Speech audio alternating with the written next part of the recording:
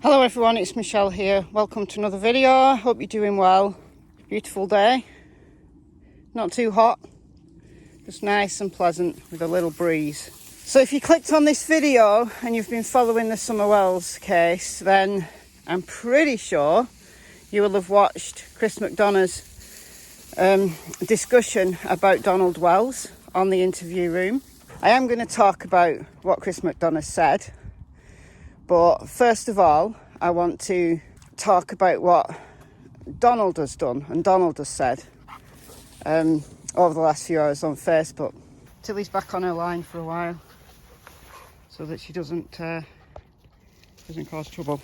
Over the last few hours, Donald has posted that he's gonna get Chris McDonough for slander, and he's posted a video of him going down the dog trail that he says the search dogs went from. They went from the yellow generator down to Ben Hill Road. I have posted that video in full as a separate video. If Donald complains and he doesn't want it on YouTube, then I'll take it down. It's fine.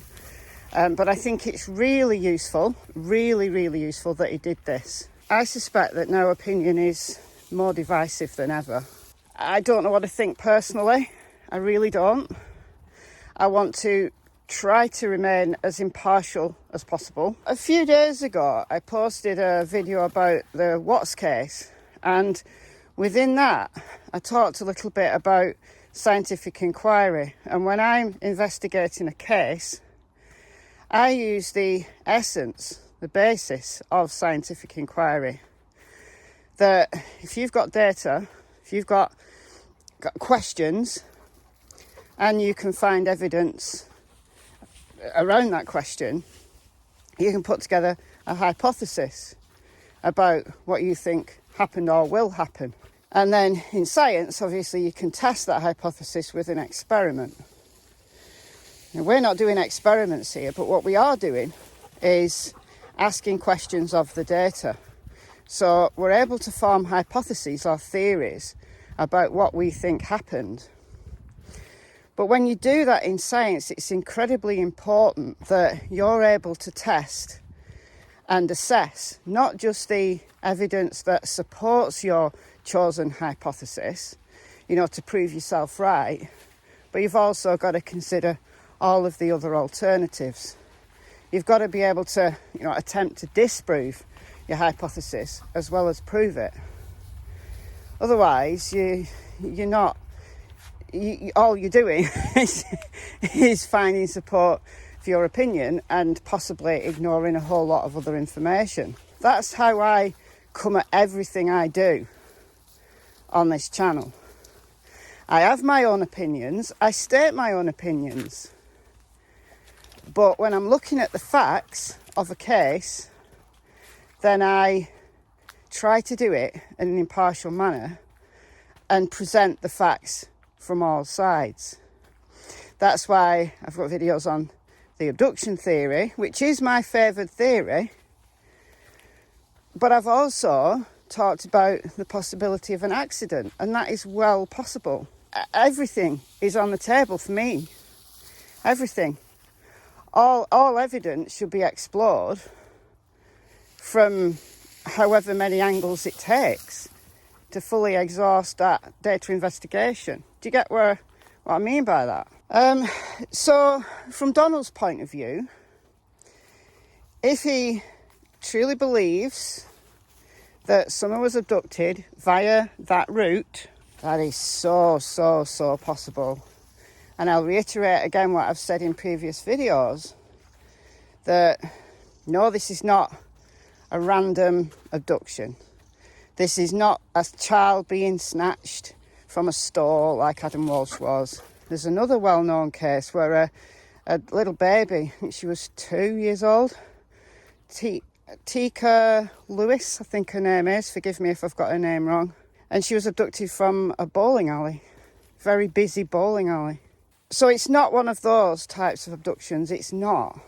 It's really not. Someone just, doesn't just happen upon 110 Ben Hill Road and and the universe is all come together in this really horrendous way that summer just happens to be at an appropriate point where a random person can abduct her. Of course not. That doesn't make sense. That really doesn't make sense.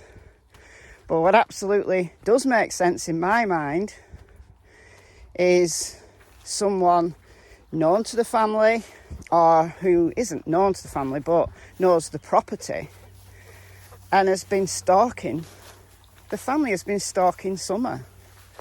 We know that potential abductors use social media.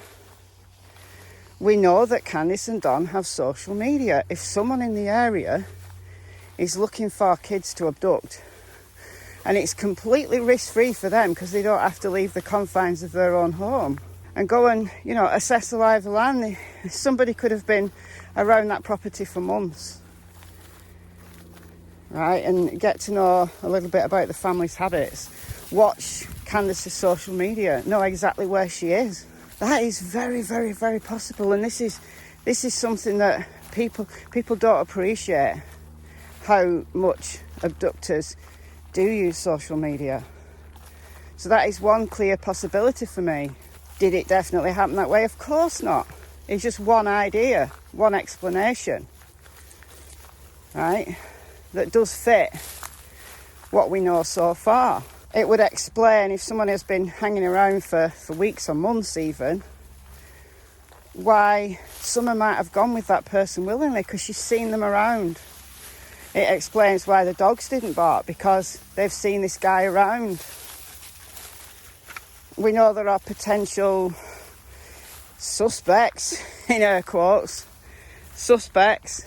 I'm sure the TBI have crawled all over the tree guys and this Dobbs guy, but it doesn't have to be one of those people. It really could be anybody, and it doesn't necessarily have to be somebody who is known to the police. Because if they're really good at what they do, maybe they've never been caught. Maybe this is the first time that their behaviours have escalated to a point where they've actually abducted a child. Everybody has got to have a first time. Think about that. So Donald's video showing how easy that trail is, the terrain around the area is really, in some places very treacherous, but that little trail there, whoa, falling in mud here. I could get a kid down there, right? No problem whatsoever. That slope is a shallower slope than some of the trails I walk down just up here in the woods. And I'm old. Honestly, guys, I've got a 7-year-old granddaughter, and if she was smaller, right, she's much chunkier than Summer, she's bigger than Summer, she's older than Summer. But if she was around the same weight as Summer now, she'd have enjoyed it, actually. I'd have filmed myself going down some of these trails, just down here. To show you just how easy it is for even an old person to carry a kid who's so light. She could have gone willingly, she could have walked if she's seen that person around, and she's a very trusting girl. That could it could well have happened. But did it happen that way? Not necessarily. That's why all theories have got to remain on the table for now. Now to Chris McDonough's show last night. Oh, I'm in two minds. I'm in two minds about what usefulness that was. In one mind, it's incredibly useful to see the information laid out. We encountered a dog, we had to remove locations. But on the other side, I can see how Donald could have been really offended by some of the insinuations Chris was making. But he didn't say outright, but he made some insinuations. Cassie. Come on, this way. So, for example, he said the bingo card thing and toast. he thinks someone's toast. Is that a useful thing to say at this point? Is this just perpetuating the social media circus? Make up your own mind. Is Chris entitled to his own opinion? Yes. But a lot of people are looking for him for facts, because he does know things about this case that isn't in the public domain. Saying that past behaviour predicts future behaviour, that's true. But does it mean that every single individual who's ever done anything bad in the past is going to go on to do something horrible with a child? No. Chris talked about what Donald's stepsister has said, and that Donald has, I think he said Donald had confirmed it. Did he? Did I hear him say that? Do I need to watch it again? This is a historical SA case. Couldn't the stepsister bring a criminal case against him if he's admitted it?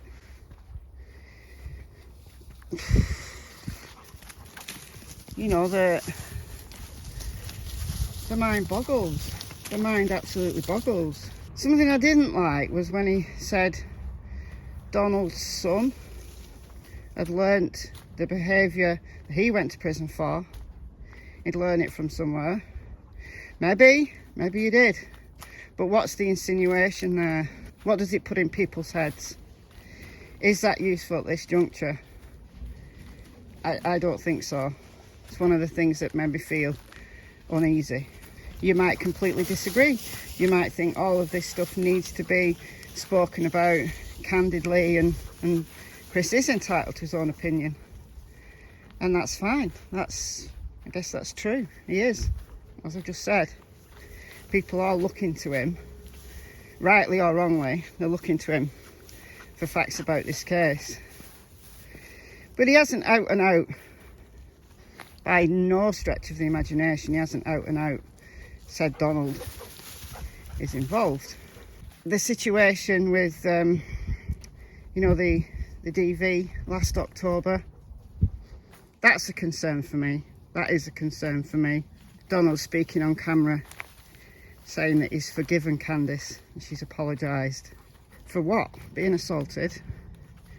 That's a concern for me, because what it does is it opens the door for the possibility that Candice is lying and covering up for Don, that she's completely under his thumb, or an accident occurred in whatever way and she don't tell Don, and now that things have gone way too far. So for me, the accident thing's on the table, absolutely on the table, no shadow of a doubt. The other thing Chris did was lay out some of Donald's Facebook posts, and the insinuation here is that Donald is flinging mud. He's flinging mud and deflecting and distracting, and I've thought the same. He could well be, and this is another divisive thing, because if I talk about Donald's Facebook, I get two sets of comments, completely two different teams. One that I'm being horrible to Donald, and the other supporting what they think I'm saying. I'm not on any team, guys. Yesterday a comment, so it's called Team Abduction.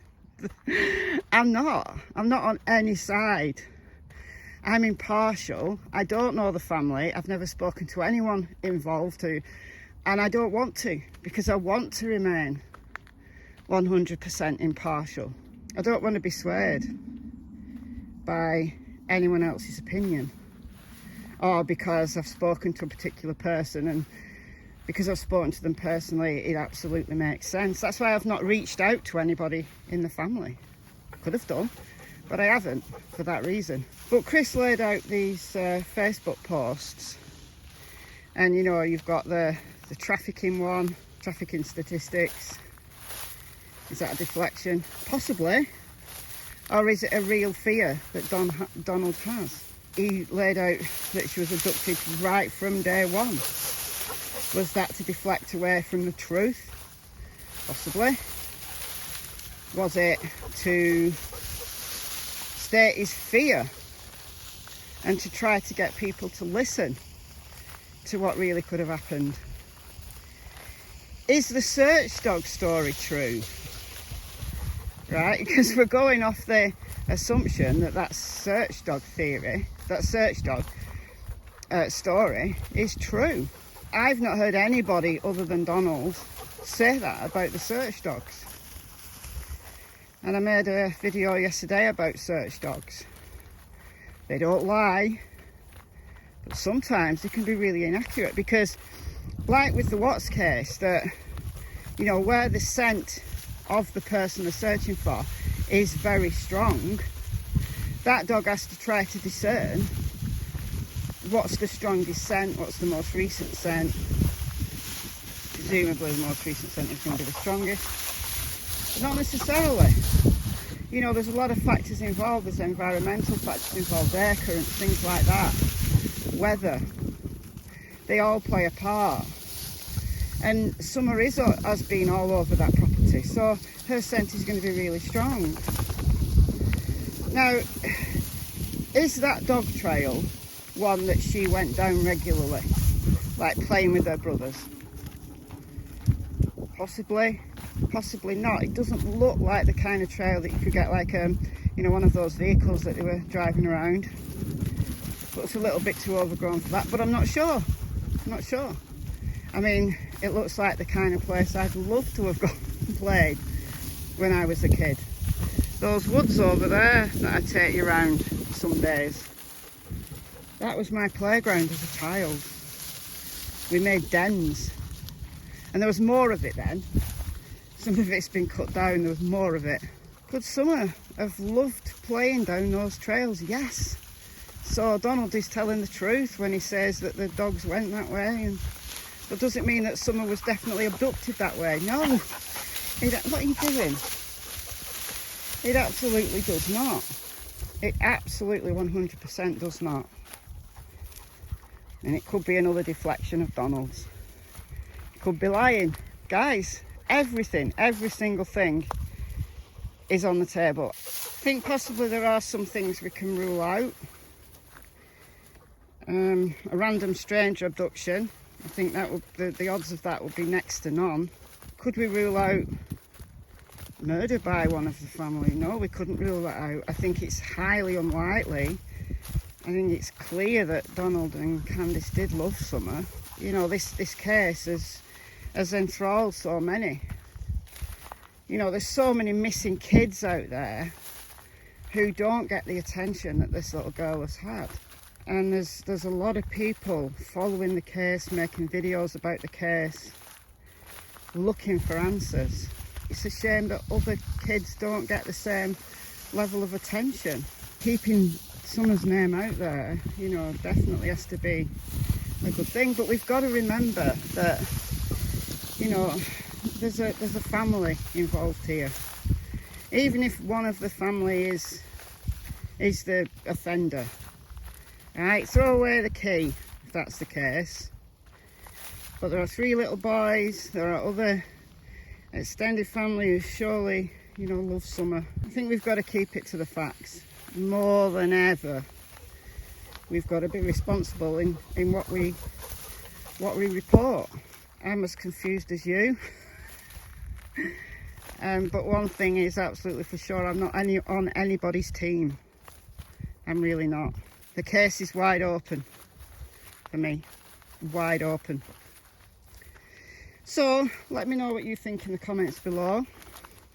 And as always, I've been Michelle. Hope you're well, and I'll see you in the next video. Goodbye from these two as well. Don't know where the little one is. She can see over the wheat. There we go. Did you see her pop up then? There she is.